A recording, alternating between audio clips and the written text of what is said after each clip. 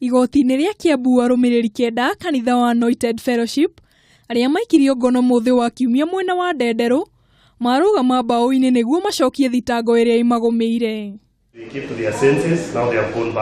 Aya Kenda magumiirwo ni thitango igiri, imwe ari kurehe githagathago na itanya ria kwenda guthararia mitha kanitha-ini wa Ambassadors for Christ uria wi mwena wa Ndenderu undu uria ni mugaru na watho.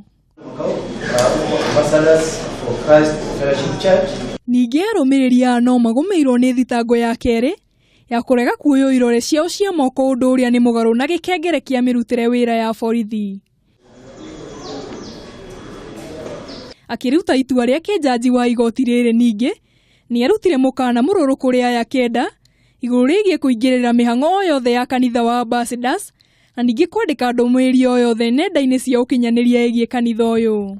Until tomorrow, that is the 15th of May 2018, sought by the Prosecution Council for the reason given and or for the IGO, that is the investigating officer, to swear an affidavit to this effect, mentioned on the 15th of May 2018 for bond terms and way forward.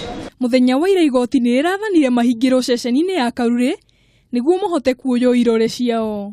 For the IGO, that is the investigating. Gikundi giki kiamukaniire kuuma kanitha-ini wa Ambassadors for Christ mwaka-ini wa 2008 na muthenya wa kiumia meharirie kuoya utongoria wa kanitha ukia hinya. Cira uyu ukagwetwo tariki 28 mweri uyu na ucoke uthikiririo tariki 27 mweri wa gatandatũ mwaka uyu. For the IGO, that is the investigating. Handu-ini ha Kameme TV njitagwo Njeri wa Njoroge.